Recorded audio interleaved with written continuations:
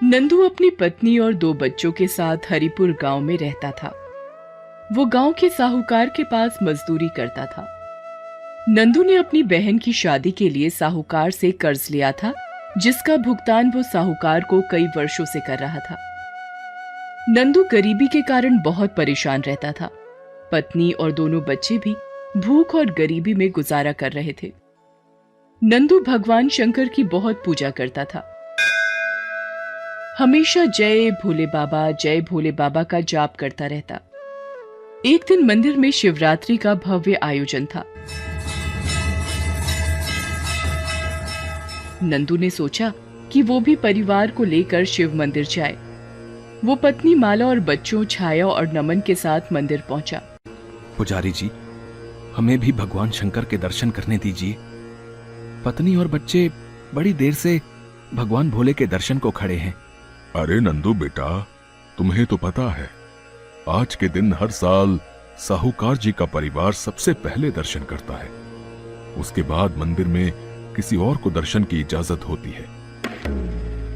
ओ नंदू, यहाँ खड़ा पुजारी जी के साथ बहस कर रहा है।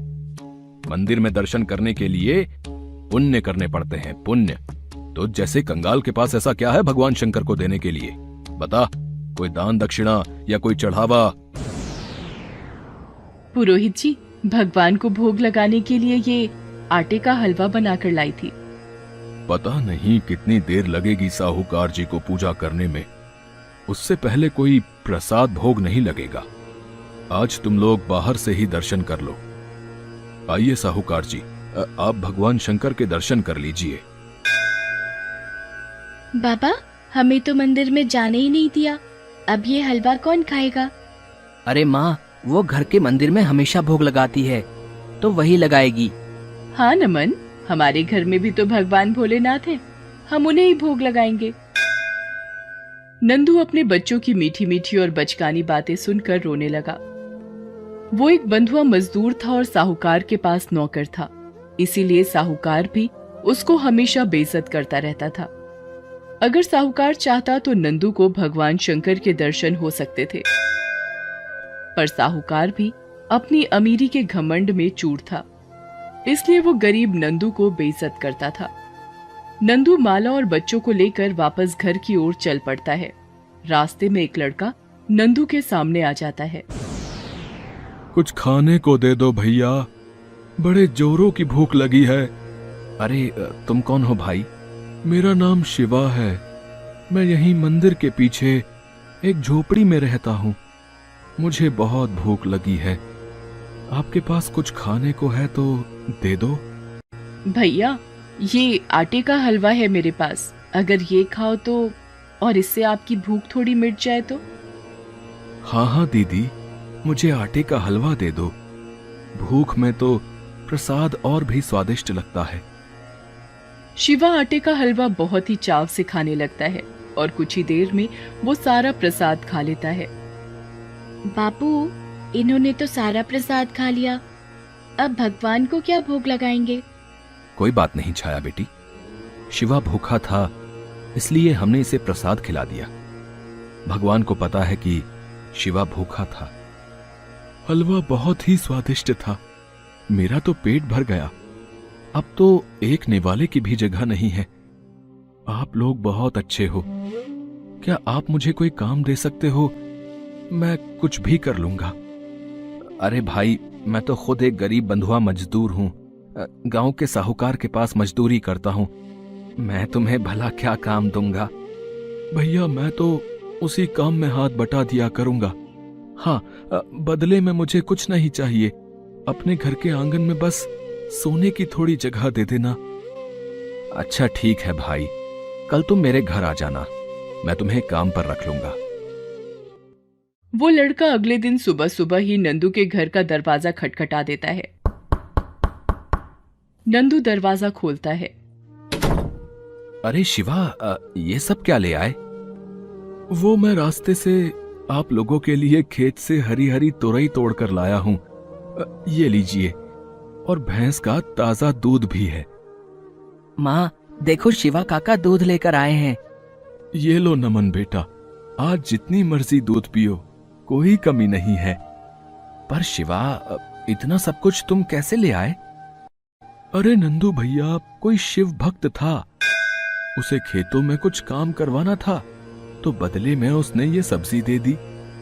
फिर आगे किसी दूध वाले को काम था, तो उसने हमें बदले में ये दूध दे दिया।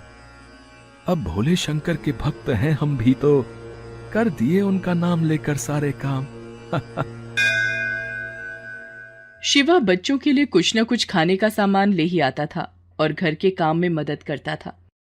एक दिन नंदू माला से बोला, माला, मुझे समझ नहीं आ रहा, ये शिवा हमारे लिए इतना सब कुछ क्यों कर रहा है?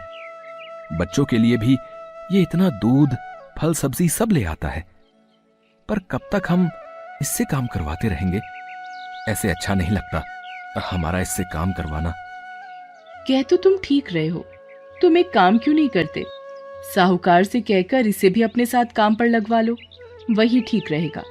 वहां तो काम के बदले पगार मिल जाएगी। हम इसका और कितने दिन एहसान लेते रहेंगे? ठीक है, मैं कल ही साहूकार से कहकर इसको काम दिलवाता हूँ। अगले दिन नंदू शिवा को लेकर साहूकार के पास जाता है।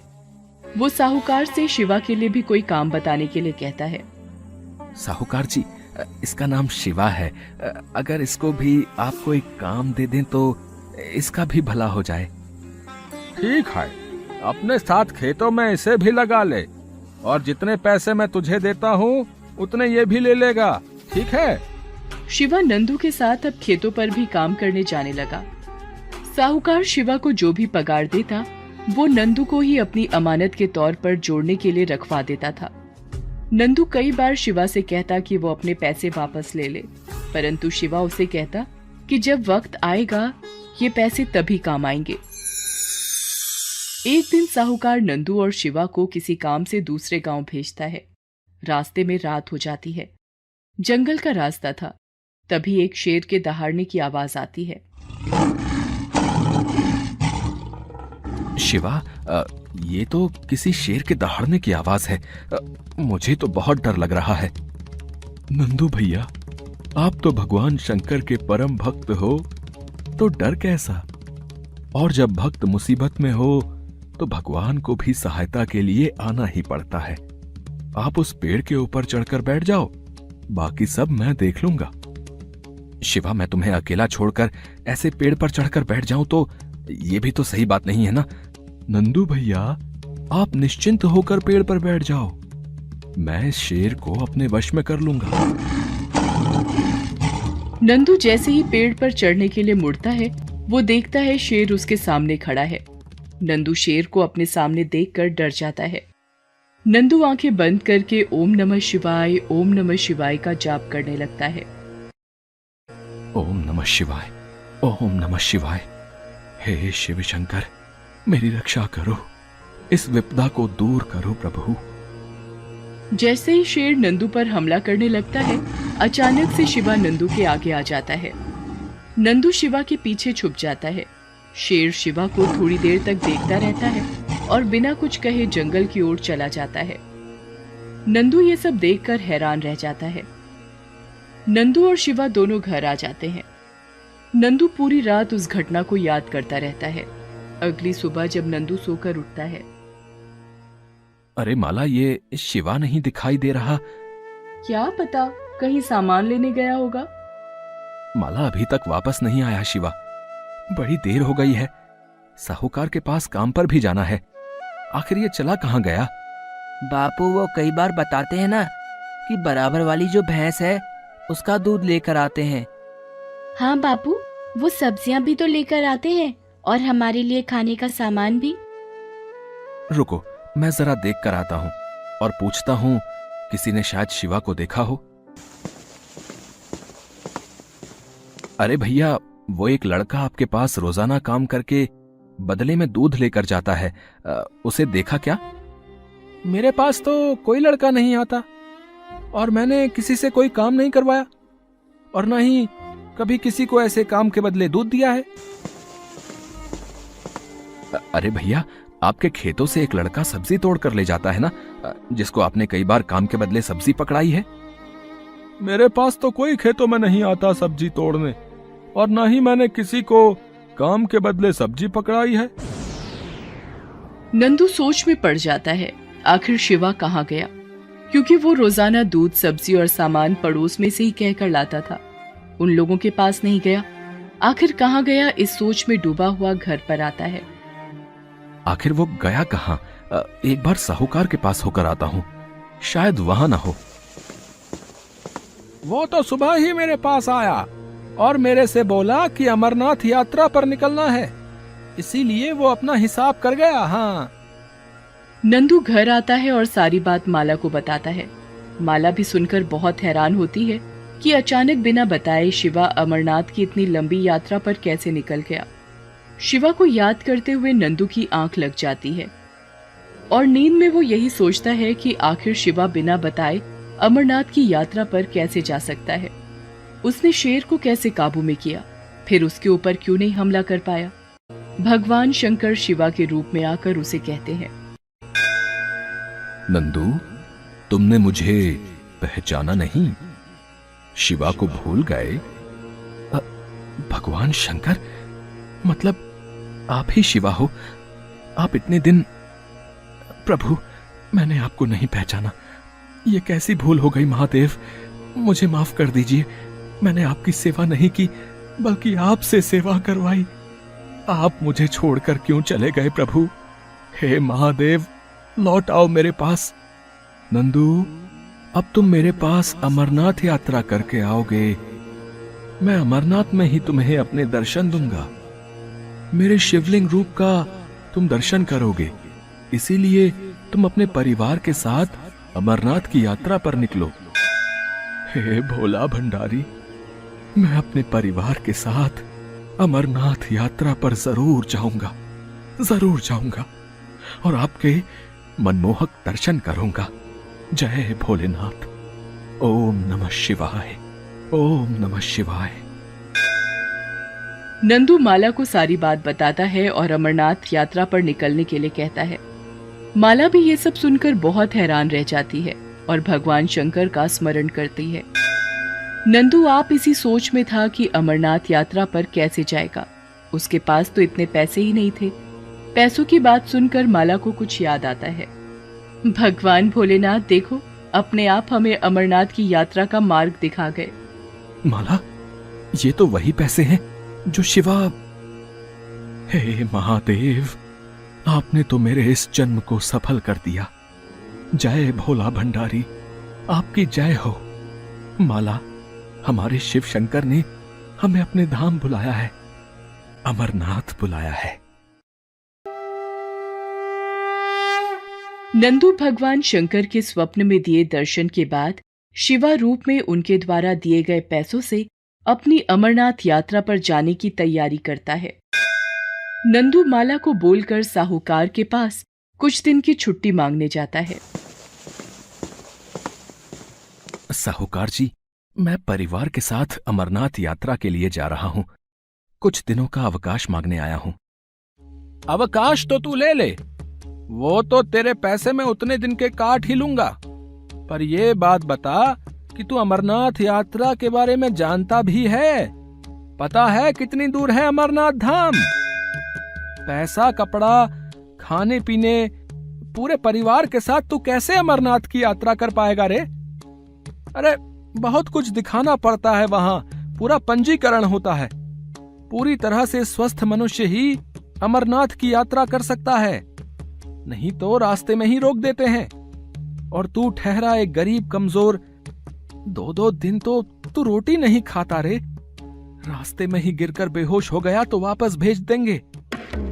देख, मैं भी अमरनाथ जा रहा हूं अपने परिवार के साथ। देख लियो, मैं अमरनाथ की पूरी यात्रा करके ही वापस आऊंगा। हाँ। अच्छा, आप भी अमरनाथ की यात्रा के लिए जा रहे हैं तो ये तो बहुत अच्छी बात है। भगवान भोलेनाथ के अच्छे से दर्शन करना साहूकार जी। नंदू अपने परिवार के साथ अमरनाथ की यात्रा के लिए निकल पड़ता है। उधर साहूकार को भी अपने परिवार को लेकर अमरनाथ की यात्रा के लिए जम्मू निकलना था, पर किस्मत को शायद कुछ और ही मंजूर था। 75 वर्ष से ज्यादा उम्र होने की वजह से साहूकार के पंजीकरण को स्थगित कर दिया गया। साहूकार ने मन में सोचा, भगवान शंकर ने शायद मुझे सबक दिया है कि उनकी यात्रा के लिए कोई गरीब या अमीर नहीं होता। वो जिस पर कृपा करते हैं वही उनके दर्शन कर पाता है।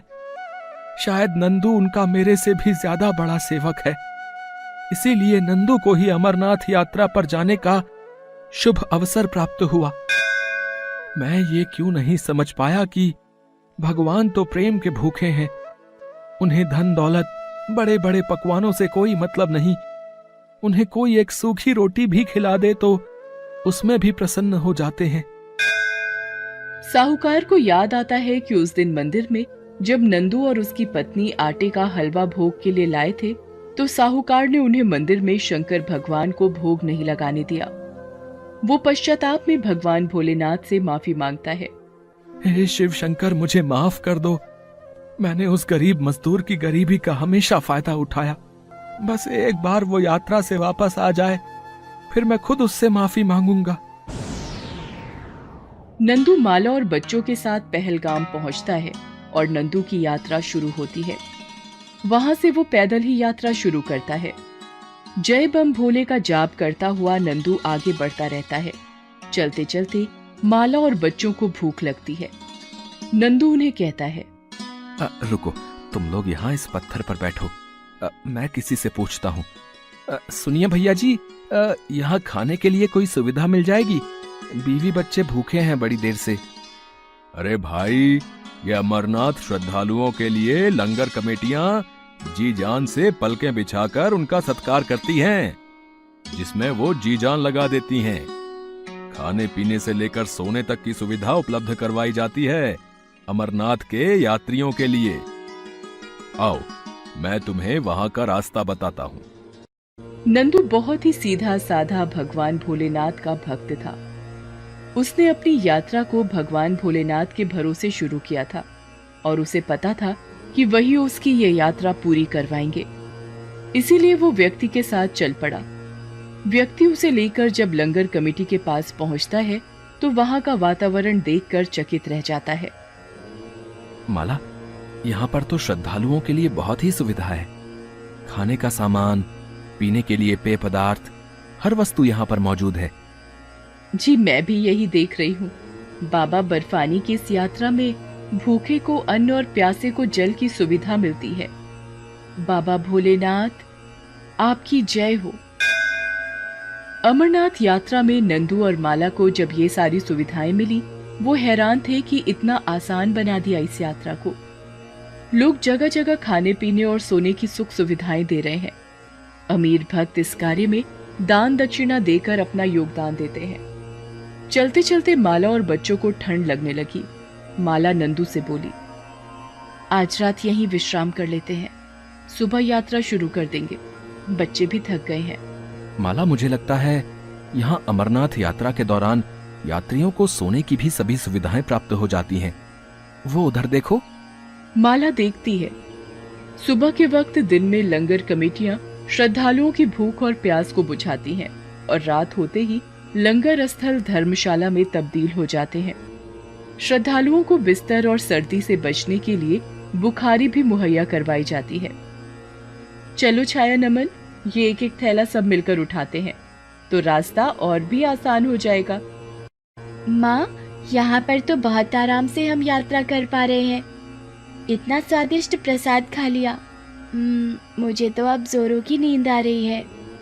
हाँ माँ, वो लंगर बांटने वाले अंकल तो बार बार और प्रसाद खाने को कह रहे थे। पर कुछ भी कहो बापू, अमरनाथ यात्रा का ये नजारा तो जीवन भर याद रहेगा। ये बर्फीले पहाड़, नदियाँ, ये वातावरण, सब कुछ कितना मनमोहक है। बच्चों, ये तो बाबा भोलेनाथ की कृपा है जो हमें उनके दर्शन होंगे। जब भगवान शिव स्वयं शिवा बनकर आए हों तो हर विपदा दूर होनी निश्चित है। हे शिव शंभू, मैंने उस वक्त आपको क्यों नहीं पहचाना? प्रभु, आपने ये कितनी अद्भुत लीला रची है, वो भी इस गरीब भक्त के लिए। जय शिव शंकर, आपकी जय हो। नंदू माला और बच्चों को लेकर धर्मशाला में रुक जाता है।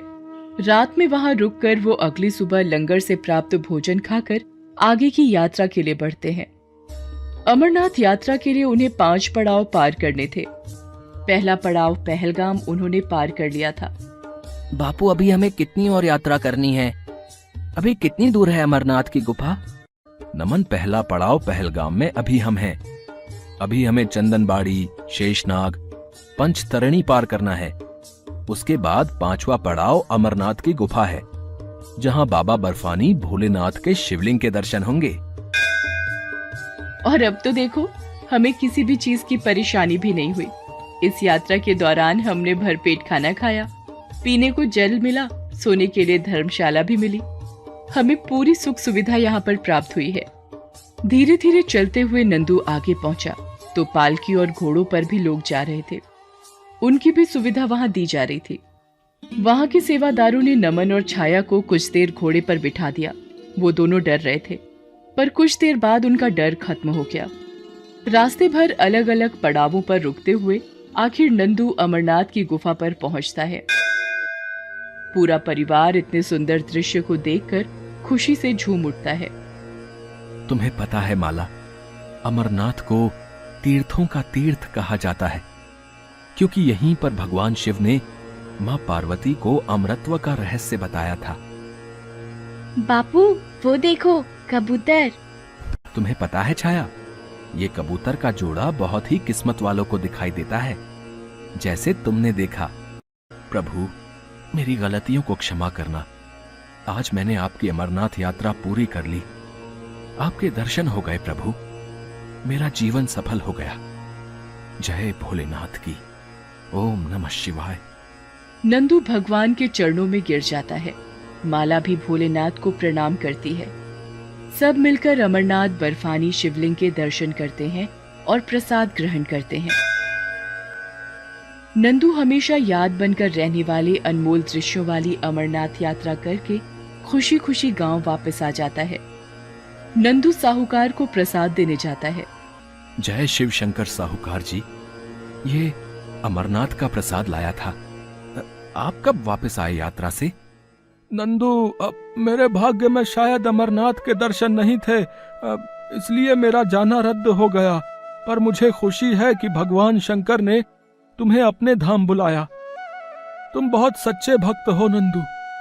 मैंने तुम्हारे साथ आज तक जो भी गलत किया उसकी माफी मांगता हूँ। मुझे माफ कर दो नंदू। अरे अरे साहूकार जी, आप माफी मत मांगो।